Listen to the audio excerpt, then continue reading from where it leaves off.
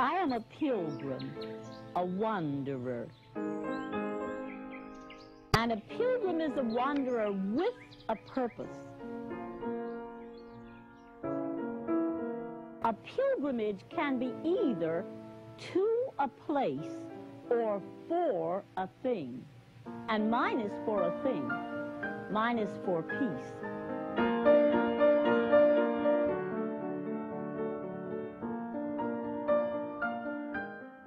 There's optimism to have faith and then to step out on that faith. It's amazing. It's wonderful. It's inspiring and enheartening. I think the truth of a person's influence stems more from the degree to which they're anchored in the universal truth of life, the great truth of all of our lives. And she, Peace Pilgrim, was.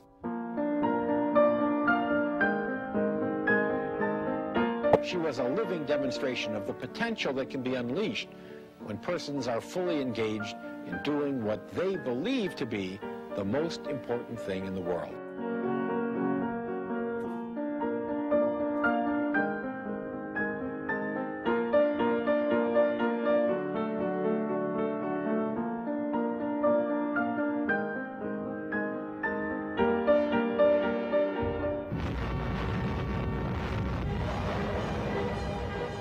She spoke of peace in a time of war.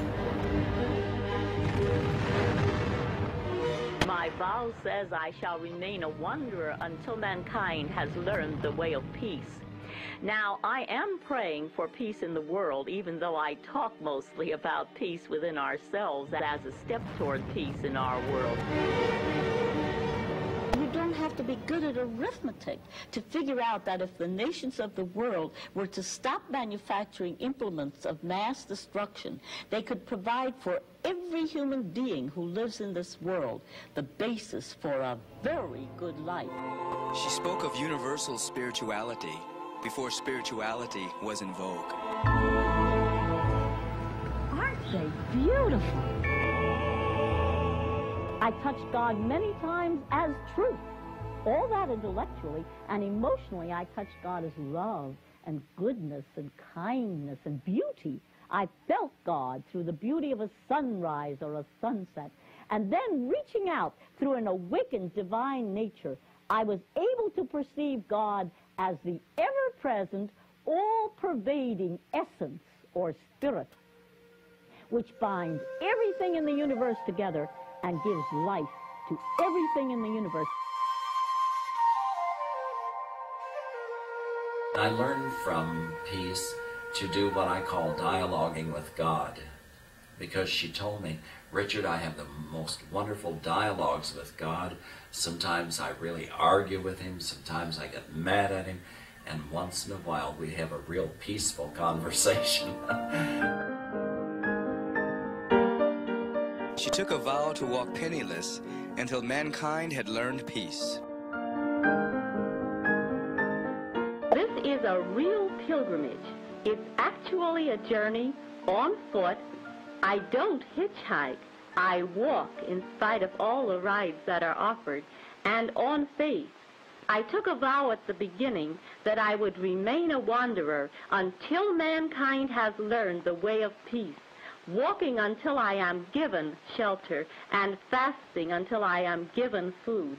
And although I have never asked for anything, I can truthfully say that I have been supplied. She called herself Peace Pilgrim.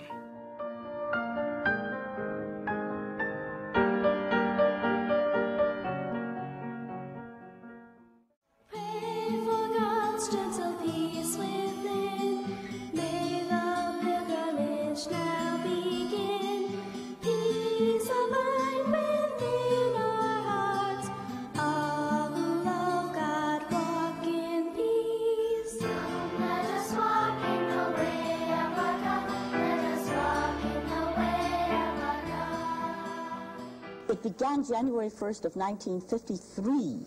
It's my retirement project, and I finished counting the 25,000 miles toward the end of 1964. I have not counted miles since then.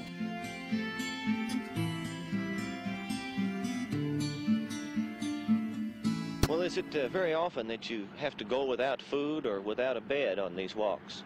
I seldom skip more than 3 or 4 meals in a row. I don't even think about food until food is offered. I once had a 45-day period of prayer and fasting. I know how long one can go without food. And even when I'm with total strangers, I have a bed about 3/4 of the time. When I don't, I might sleep in a bus station in a city or a truck stop out on the highway. But I have slept on the grass beside the road. I have walked all night to keep warm. If you're concerned enough about what you're doing, you don't mind any of these little so-called hardships, and I'm very concerned about peace. She certainly was a peaceful warrior, like Gandhi, like Martin Luther King, like many other people who would have a peaceful heart but a warrior spirit. Her sort of a commitment to propagate peace and sort of, I think, to express through one of human action. That's the peace walk. And without any sort of,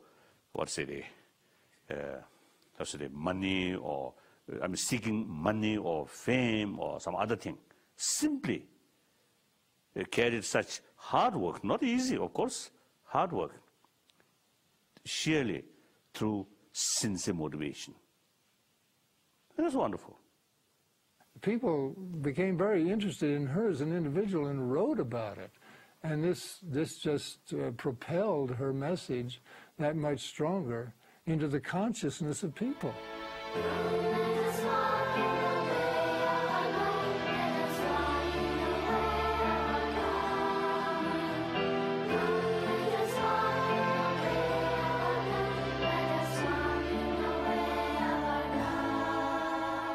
Does anybody who meets you anywhere in your travel think that you're crazy or out of your mind? They don't say so, but they're very curious, of course. After all, what I work for and pray for, world peace, is the desire of every human heart. They're all very much with me. The fact that I have been completely supplied without ever asking for anything indicates how much they're with me, and of course indicates also how good they are. You know, there's good in every human heart, no matter how deeply it may be buried. If you love them and trust them or have faith in the good in them, you reach it. The world is rather like a mirror. If you smile at it, it smiles at you, and I love to smile.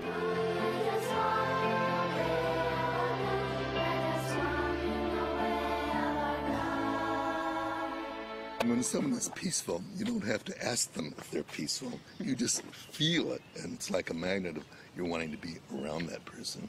That's true. And I didn't see her as an evangelist trying to change the world in terms of making people do things, but by her own demonstration, she inspired people. When I realized what human potential really was, what people really are capable of, I looked around me and I said, how sad that most people only scratch the surface of their real potential. No wonder they have problems. No wonder society has problems. She was very famous in United Nations circles by having these demonstrations of peace, and she was definitely one of the great prophets of peace at that time. We are now prepared to destroy more rapidly and completely every productive enterprise the Japanese have in any city. What in our society calls forth a peace pilgrim? Well, don't forget the Korean War was on, the McCarthy era was at its height. There was great fear at that time and therefore great apathy, because the safest thing to do is nothing. At any time, in any culture, where there is great apathy in the face of a crisis situation, a pilgrim is apt to step forth. And a pilgrim's job is to rouse people from their apathy and make them think. Every age provides us with peace pilgrims. They may not walk, they may sing. They may not sing, they may preach. Some poet, some dance. She said, I shall remain wanderer till my brothers have learned, my sisters have learned the ways of peace. I shall remain wanderer till humanity has learned the ways of peace. There was nothing ascetic in the sense of deprived about her. She didn't go around feeling sorry for herself and feeling like she didn't get to have what other people did. She gloried in the richness of her inner life and the richness of her connections with people, because that's where true richness lives. Now, a pilgrim walks not only prayerfully, but as an opportunity to contact people. She called herself Peace Pilgrim. She walked this land for peace. And that's why I'm wearing my short tunic with Peace Pilgrim on the front and 25,000 miles on foot for peace on the back, because it makes my contacts for me in a very kind way. I don't need to approach people. They approach me. And my message, one sentence: this is the way of peace. Overcome evil with good, and falsehood with truth, and hatred with love. You see, it isn't new, just the practice of it would be new. But I consider it the lesson for today.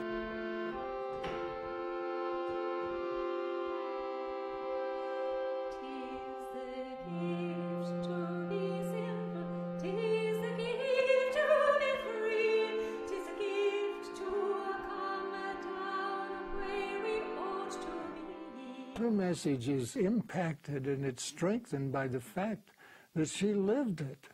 You know, to go out and say, I am not going to eat, to have the kind of faith that she had, and say, I'm not going to sleep until somebody gives me a place to sleep. I'm not going to eat until I'm offered some food. I'm just going to teach, if you will, my message of peace, my message of love, and have the faith that all things will be provided.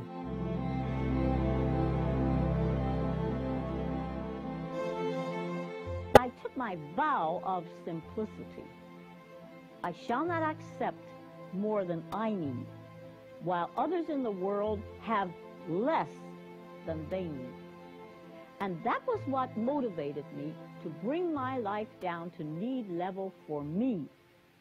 And I realized that the need level of a pilgrim is about rock bottom. Most people would need much more than I need. For instance, if you're called into the family pattern, you would need the stability of a family center for your children. There are needs beyond physical needs.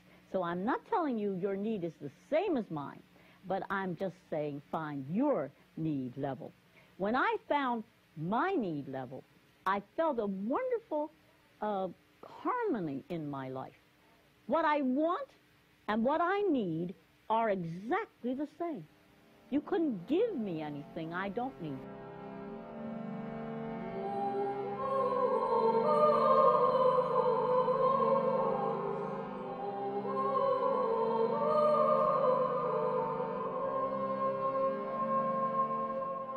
She carried a ballpoint pen, and I gave her stamps.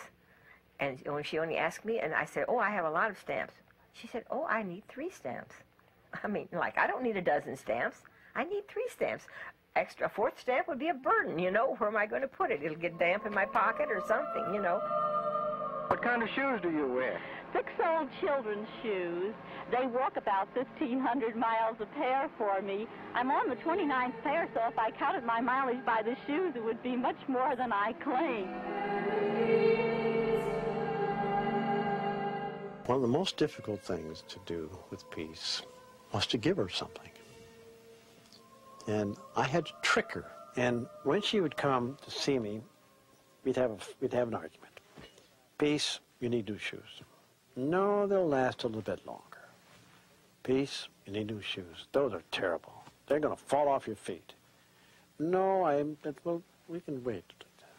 And I'd be sneaky. I'd go into a mall, drive and say, "Mom, come with me, please." "Where are you going?" "I'm going over here for a moment." Go right up to the place where she has to buy the shoes. And I said, "Peace, there's your shoes."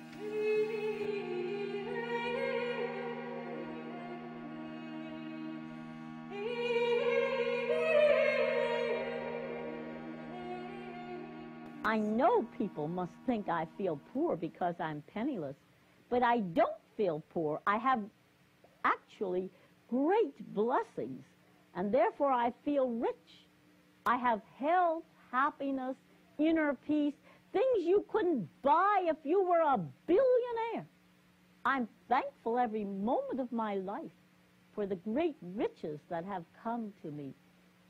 I have discovered that unnecessary possessions are just unnecessary burdens. If you have them, you have to take care of them.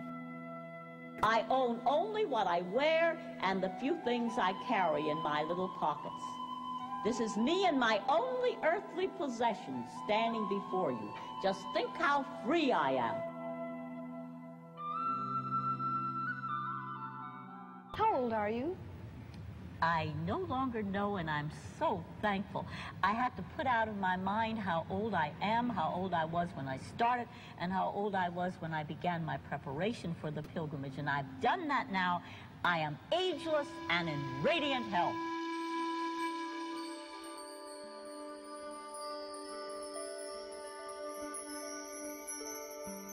Now let me answer the most common question that I am asked. How in the world did you ever get started on a thing like that? I came from a very quiet life. I was born on a small farm on the outskirts of a small town. I had a woods to play in and a creek to swim in and room to grow. And I would wish for all children a situation where they have room to grow, because I look at plants growing up too crowded together, and I realize that they never attain maximum growth. And we humans are a little like that too. Now, I began to make some good choices when I was still quite young. For instance, my rule of first things first. And the golden rule influenced my life when I was quite young. I read it in history. Do unto others as you would have others do unto you, expressed in a lot of different ways. It was really pointing out that every culture had one. Well, it was different from anything I had ever read because it received an inner confirmation from me and affected my entire life. I carried it into high school with my little saying, if you want to make friends, you must be friendly. And that's an offshoot of the golden rule, a recognition that people react according to the influences brought to bear upon them. I still have it in my life today with my little saying, if you want to make peace, you must be peaceful. And that works too.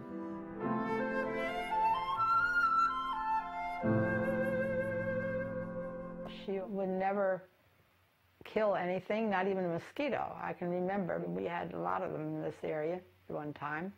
I can remember her just brushing the mosquitoes off. She wouldn't kill them because she said she wouldn't kill another living thing. I never thought of her as being athletic enough to walk all those miles. She was strong and agile and all that sort of thing, and was an excellent swimmer and could swim far and do all sorts of tricks in the water. But, you know, that's one thing, but walking across the continent is something altogether different. I remember when I was a child, I was offered real cigarettes from a package, which I didn't smoke, but my friends did. In high school, I was offered every kind of alcohol you can think of, which I didn't drink, but my friends did. Now, I faced a test in this regard just beyond my student days. All my friends at that time used both alcohol and tobacco, and with this push toward conformity in those days, they actually looked down on me because I didn't. And gathered in someone's living room, I said to them, look, life is a series of choices. Nobody can stop you from making your choices, but I have a right to make my choices too. And I have chosen freedom.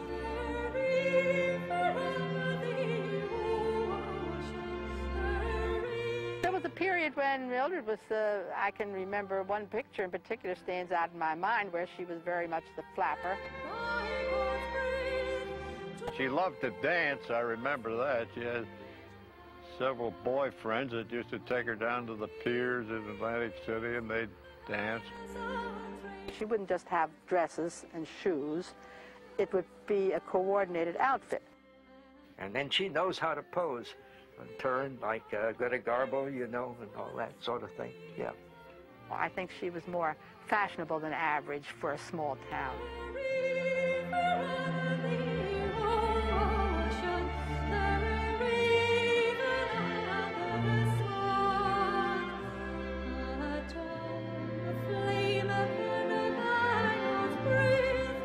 She was actually the first woman ever to hike the entire Appalachian Trail.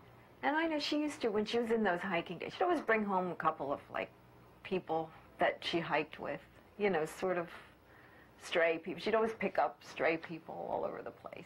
Maybe there were people she was sort of helping. She used to, you know, just talk to a lot of people.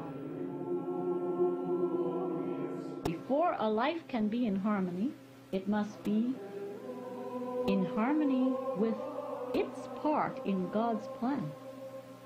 You know, every one of us has a unique part in God's plan which we cannot learn from without, which we must learn from within. And therefore, if you do not yet know clearly where you fit into God's plan, seek it in receptive silence.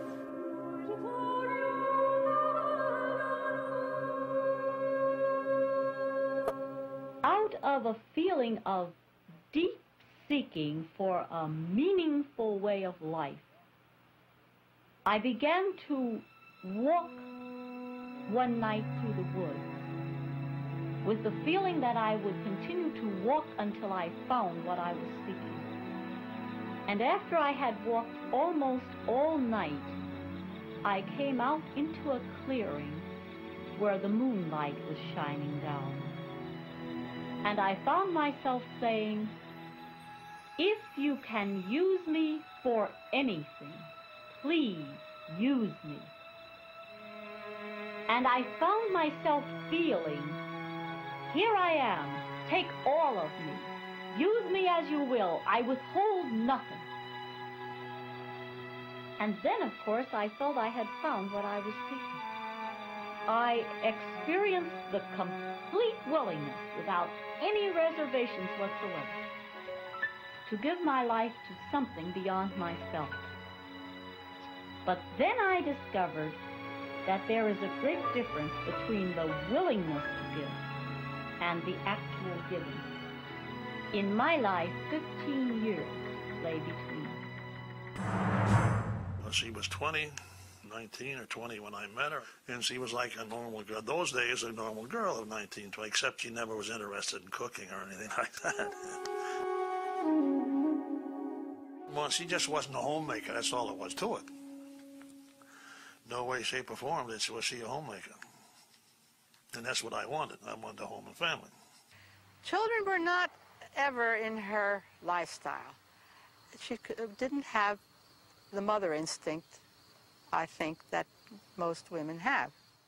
And he couldn't accept the fact that she had something to say. And she had not only something to say, but she said it, definitely. But she wanted. There was no question about it. There are certain things that she would accept and certain things she wouldn't. And if she didn't accept them, that was it. During the years that we lived together, she really didn't have a goal. The goal was, naturally, a broad thing. She wanted no war, peace. She wanted me to go to prison rather than go into service. She would come to visit me. And, of course, I didn't. I didn't volunteer, but when I was drafted, I went and I served. He had asked her to go with him to the camp.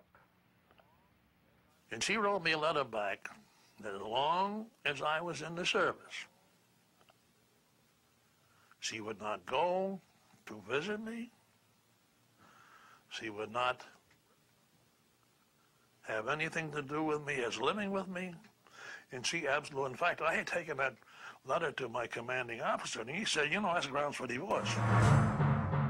When the divorce was over, then there was no ties. They did one thing for her, let her live her life the way she wanted. She lived very comfortably, but was not happy. Had what she said the world would call success, what the world would think of as having it made, so to speak, but this unrest in her soul. And then she had this vision, this calling to do this walking for peace. And she had the struggle inside of herself because she said, why would I leave this? She obviously had beautiful gardens around her home and she loved flowers. But she said, why would I leave this to impoverish myself? And she thought, but am I not impoverished where I am? I'm not a happy woman. I'm not what you would call a peaceful woman. My life is full of unrest. I'll give it a try. When the world is fighting, I am finding peace. Where do you think her faith came from? But believe me, I don't know. That's just a thing that mystifies me, because I won't say that she wasn't a caring person. She was not an unsympathetic person or anything, but still, she wasn't too much out of the ordinary as far as, making the sacrifice she did to express her ideas. I don't know where it came from. She had severed her old relationships. The local people didn't go along with her, family didn't go along with her, and she just brushed that aside. This was more important. Follow your soul's desire, free it. She was a bundle of contrasts because she started out as not learning to walk until she was a year and a half, which was rather late. And then she walked all those miles. She started out eating nothing but meat. She never would. The only vegetable I think she ever liked was green beans. And then she became a vegetarian. She was not too tolerant, like my friends and all. She was a little critical at times, a little prejudiced maybe. And later, she loved everyone, So I found a lot of contrasts between her life with Pilgrim and her childhood in those respects. 40 years ago, I started what I have come to call a spiritual growing up or a psychological growing up. It takes you from the self-centered life, or the life governed by the self-centered nature, into the life governed by the nature which is centered in the good of the whole, which sees you as a part of the whole and works for the good of the whole, which sees that you're a cell in the body of humanity, that every cell, every human being has, well, equal importance, equal potential, although in varied stages of growth, because we choose how much growing we do, and a job to do in the total scheme of things. That was my preparation for the pilgrimage. It took 15 years.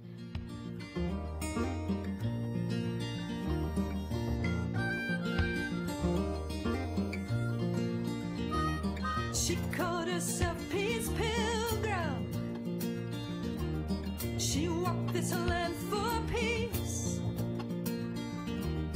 Over 25,000 miles she walked alone, with no possessions but the clothes upon her back. No money in her pocket, yet nothing did she lack. Nothing did she lack.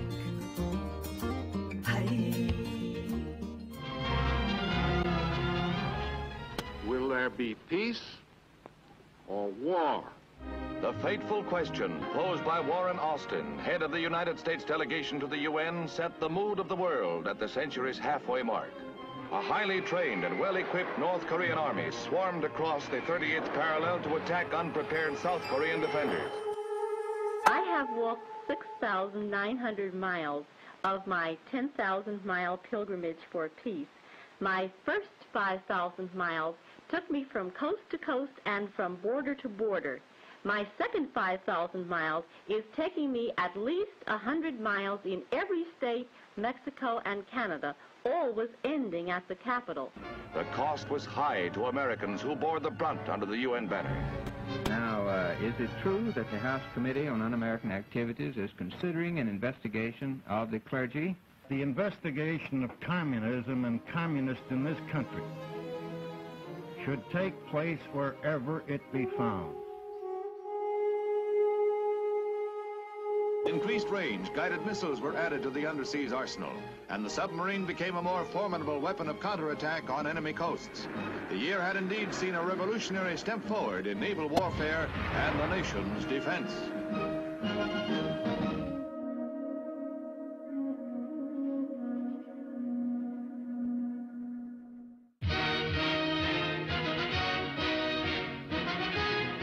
Uneasy peace, but peace withal, came to Korea in 1953.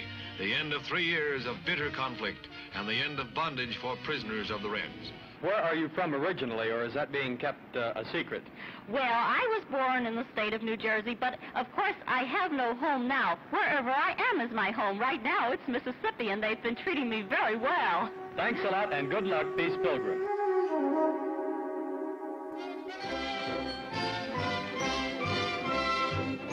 President Eisenhower began his second term as leader, not only of America, but all free peoples. His inauguration address was a peace plea.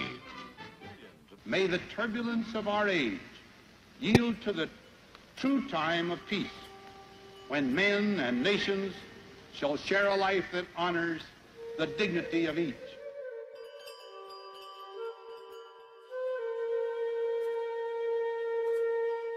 I think no negative thoughts, because the thing that can really destroy you is negative thinking. And so I always think about the best that could happen, all the good things I want to see happen, because those are the things I want to emphasize.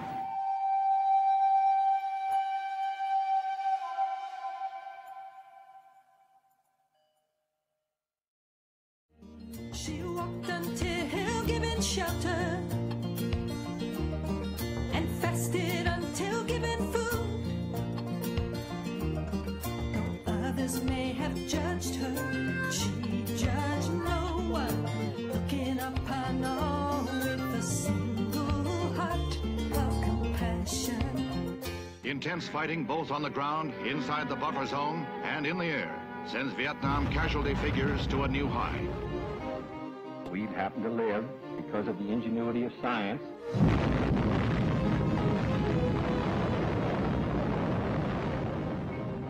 And man's own inability to control his relationship one with another. We happen to live in the most dangerous time in the history of the human race. I receive these letters. Sometimes it's true they have written to their congressman, they have joined the Peace Corps. Sometimes, well, a lady wrote and said, since talking with you, I have resolved an unpeaceful situation between myself and my sister-in-law. And a high school girl wrote and said, since talking with you, I've made peace with my girlfriend. They land in full battle gear, but meet no opposition from the guerrillas known to be in the area. Others of the 3,500 Marines are to come by air transport. Their duty will be strictly defensive. But they will shoot back if attacked. Marines usually do. Where do you go from here, Peace Pilgrim, and what is your future? I'll be in Youngstown over the weekend. Then I'm heading south, Steubenville first, and then southern Ohio. I'm covering the entire East this year. As to my future, my vow says I shall remain a wanderer until mankind has learned the way of peace. But I'm an optimistic peace pilgrim. I expect to see world peace in my lifetime. I believe that peace is an idea whose time has come. Well, good luck to you and your cause. Thanks. Mr. Kennedy presented a manifesto for peace in momentous and moving words. Ladies and gentlemen of this assembly, the decision is ours. Never have the nations of the world had so much to lose or so much to gain. Together we shall save our planet, or together we shall perish in its flames. Save it we can, and save it we must. And then shall we earn the eternal thanks of mankind, and as peacemakers, the eternal blessing of God.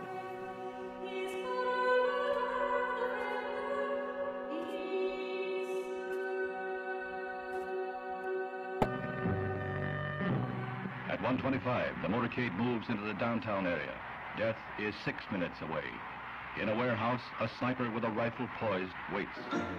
Furious fighting on the eve of another brief ceasefire, with predictions of an air war slowdown and a new U.S. peace bid at the United Nations. You know, I started with no previous athletic ability, and I started after my hair had turned to silver. My friends thought I had taken leave of my senses, but of course, if walking is your calling, you can walk. And I also have no speaking experience. I had led a very quiet life. I had never seen the inside of a radio or television station, but I never had stage fright or night fright. If speaking is your calling, you can speak. We've been walking and talking with a woman who calls herself Peace Pilgrim, who walks across the nation in search of peace and goodwill for men. The basic conflict in our world today is not between nations. It is between two opposing beliefs.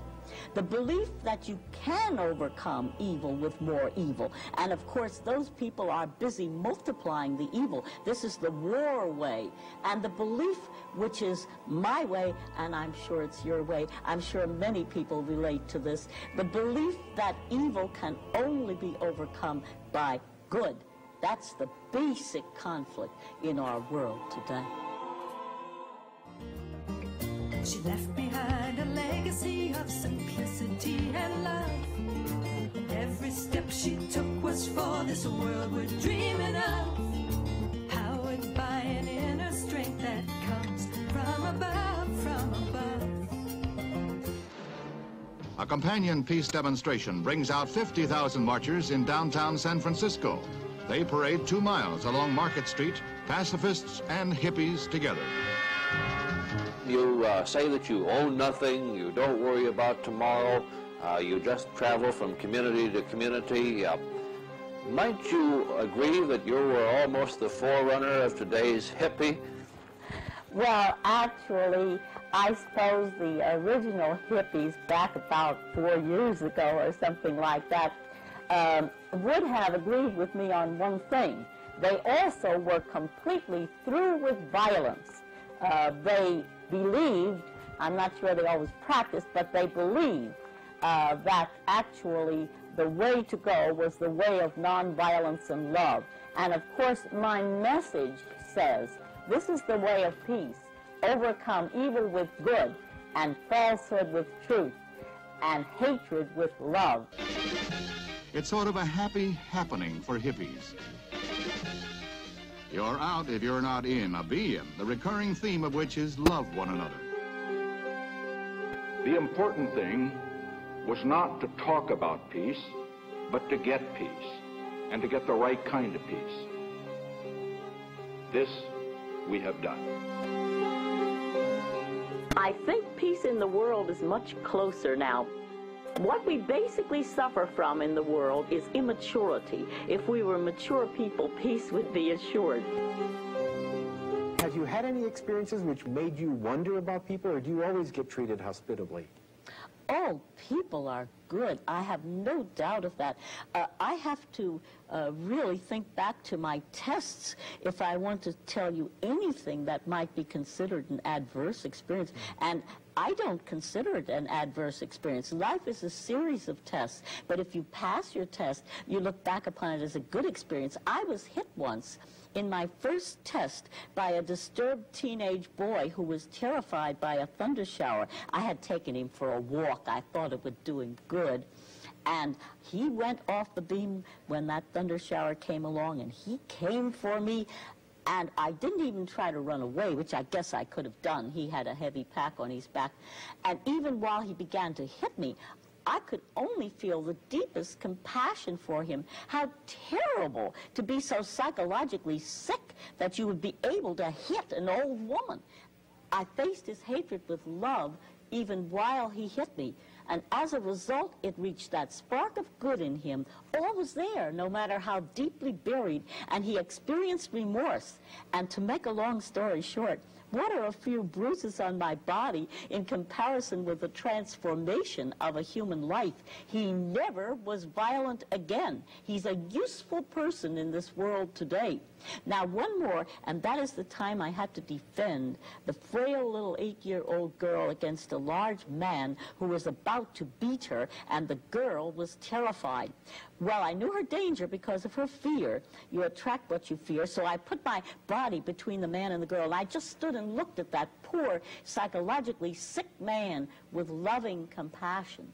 He came close. He stopped. He looked at me for quite a while. He turned around, walked away, and the girl was safe. Now, what was the alternative? Suppose I had been so foolish as to attempt to use the jungle law of tooth and claw. I would undoubtedly be dead today, and so would the little girl. Let us never underestimate the great power of the way of love, which reaches that spark of good in the other person, and the person is disarmed.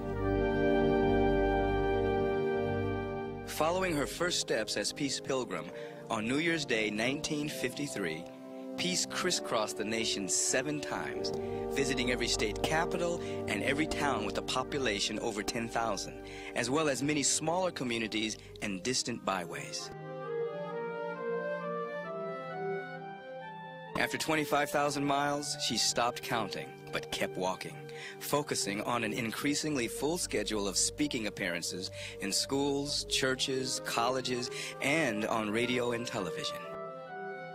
The chaos in the world around us is a reflection of the inharmony within us. In the final analysis, only as we become more peaceful people will we find ourselves living in a more peaceful world. She was so true to her beliefs. She never deviated from them, as far as I can see. I mean, she was so true. She didn't, you know, like we'd go on a diet, but we'll cheat a little bit or something. She never strayed from her principles and her beliefs.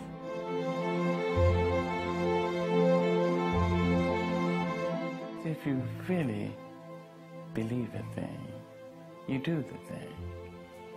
Not what you say you believe. There is the Confucian saying that to know and not to do is in fact not to know.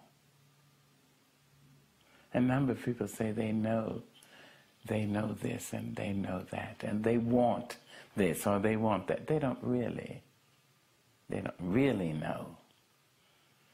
You see, if a person really knew that what goes around comes around, they wouldn't commit evil acts. If they knew it, they say it, they intellectually have embraced it, but to know it means you know it in your bones, you know it.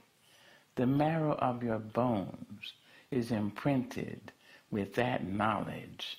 You can't do otherwise when you know it. So Peace Pilgrim knew it, and so she did it.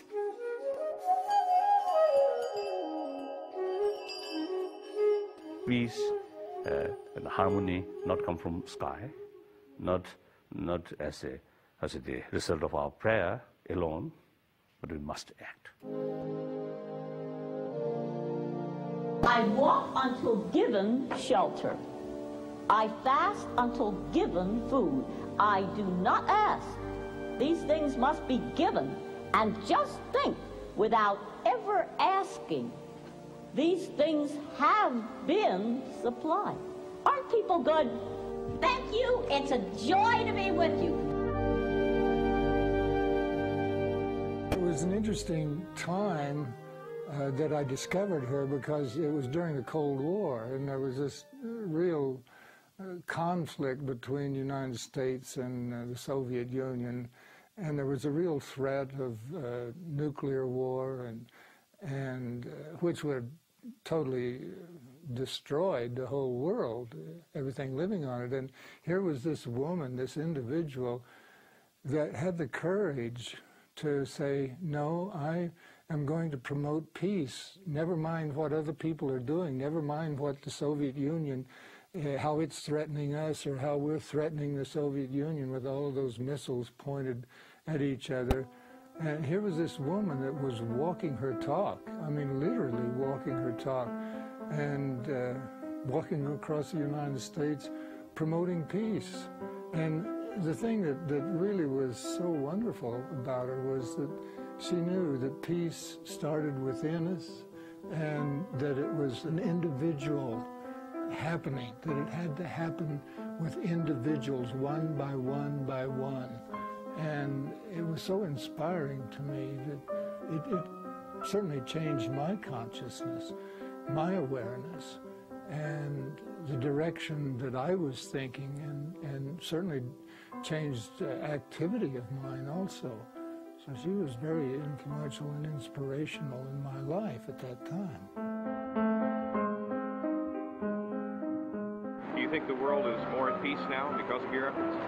Well, of course, only the world is more at peace because of the efforts of all peacemakers put together. You see, when I started out, why people accepted war as a necessary part of life, but now I'm on the popular side because peace has become a matter of survival, and even the most immature people wish to survive.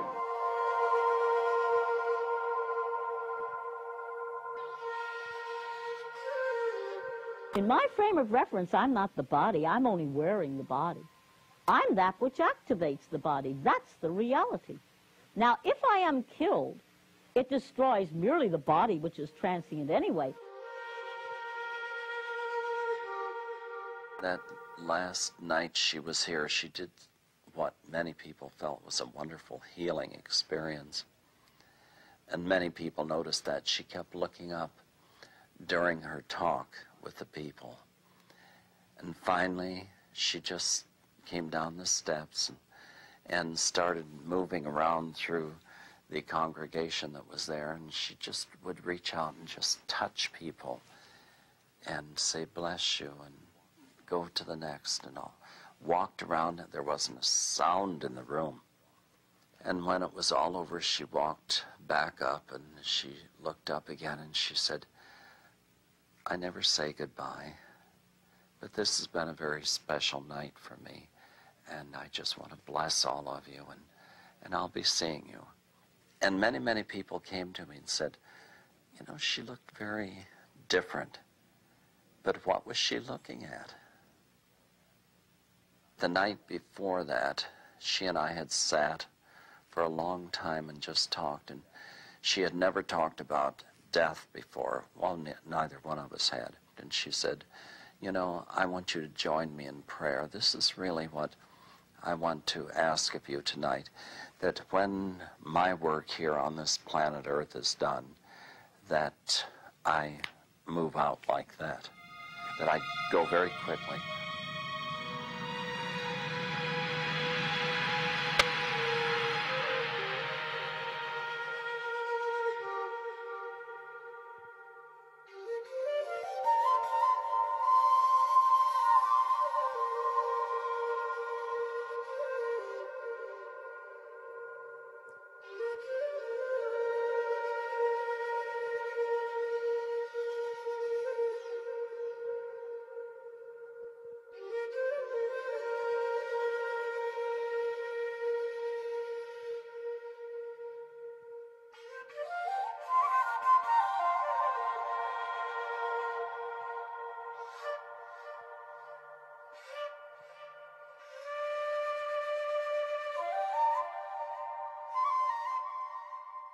Well, I got a phone call from my husband at work, and he came to pick me up. And of course, it was a shock. I just didn't think that. I just always felt that she was going to outlive me. Blessed are those who bring peace. It was a beautiful ceremony down at the Methodist Church. And they had asked us to speak for just a few minutes, and I remember I spoke longer than that because I had interviewed her. And I had so much that I wanted to share, and I don't know how long I talked. But I think it was longer than 5 minutes. And no one seemed to mind, because we were just grieving. Truly I say to you, this day you will be with me in paradise. I celebrated when she died, the way she died, because she lived in character, and she certainly was a character who did her own thing and believed in it. And she died on the road. She died the way she lived. That was a big blessing. That was a blessing from the heavens. In 1982, many of Peace's words were gathered and compiled by a group of 5 admirers into a book, Peace Pilgrim, Her Life and Work in Her Own Words.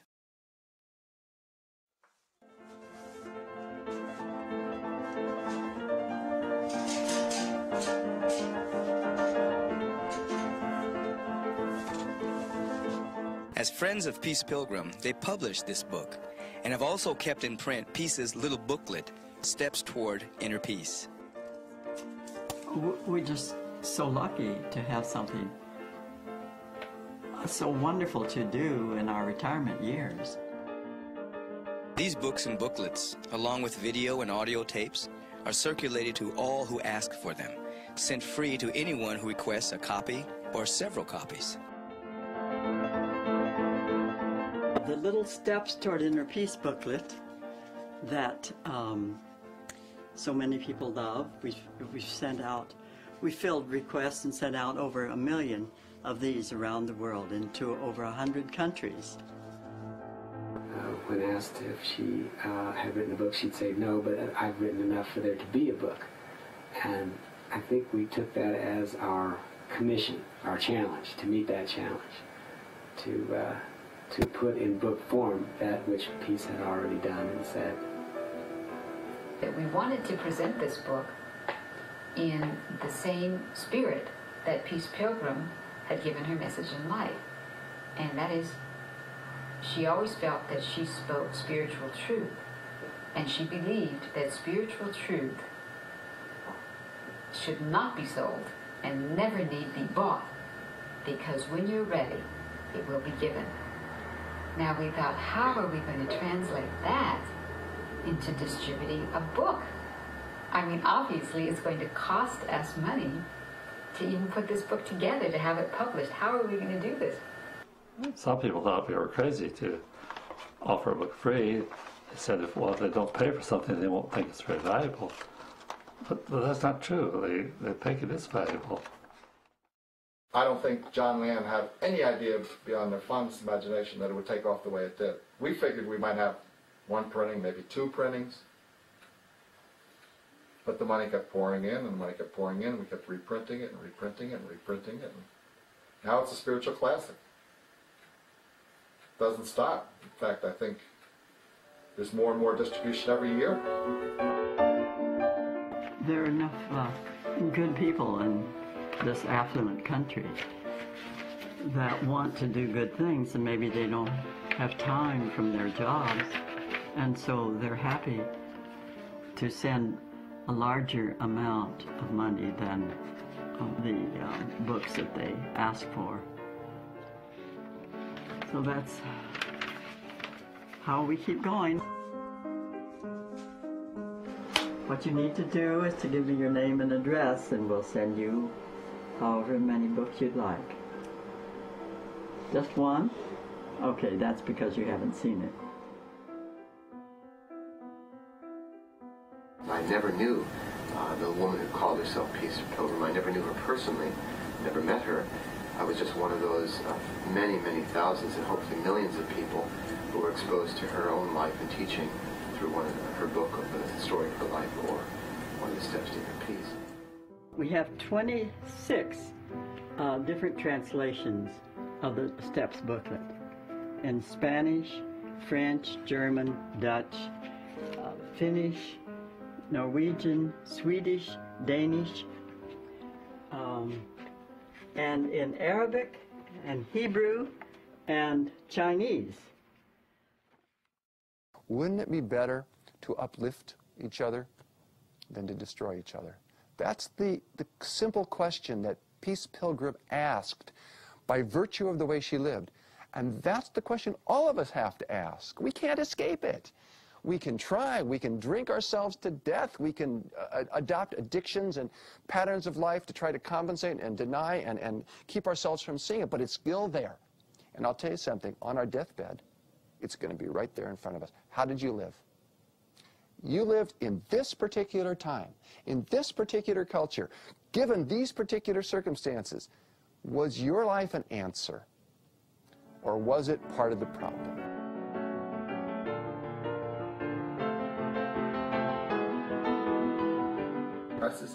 You must have secrets. You must have certain things. You know, this just isn't your whole message. You know, and she kept insisting, "I don't have secrets." I said, "You gotta have secrets. Tell me, what's your secret?" You know, I'm looking. Finally, she said, "I have a secret, but I would not call it that. There was a time, long ago, when I died, utterly died to myself." And when she said it, her eyes were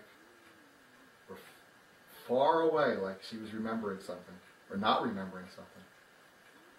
And then she looked back at me, and our eyes met, and as if she said too much.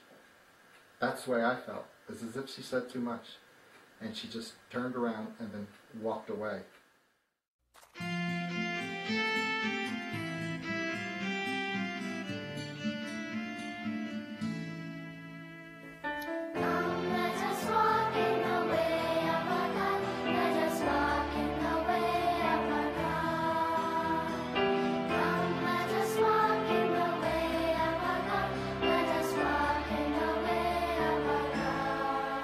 There is darkness in our world today, yes.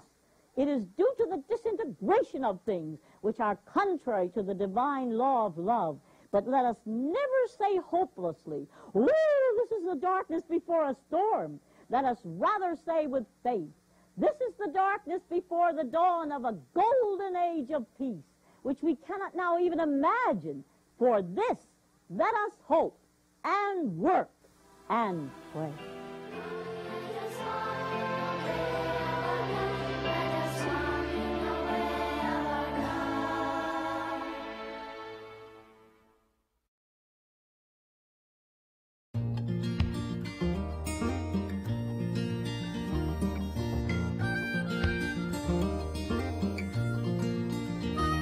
She called herself Peace Pilgrim. She walked this land for peace. Over 25,000 miles she walked along, with no possessions but the clothes upon her back. No money in her pocket, yet nothing did she lack. Nothing did she lack. She walked until given shelter, and fasted until given food. Though others may have judged her, she judged no one, looking upon all with a single heart of compassion. She said, "I shall remain a wanderer until my brothers have learned, my sisters have learned the ways of peace. I shall remain a wanderer until humanity has learned the ways of peace, the ways of peace." She called herself Peace Pilgrim.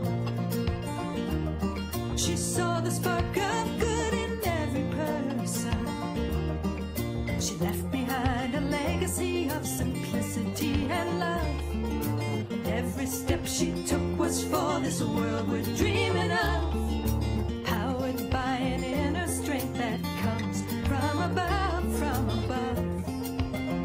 She said, I shall remain wanderer till my brothers have learned, my sisters have learned the ways of peace. I shall remain wanderer till humanity has learned the ways of peace.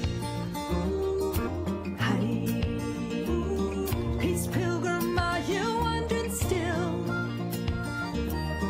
through the highlands of your heaven world? Are you traveling with me on this journey from darkness to light? Whisper and walk in love, and love will set you right.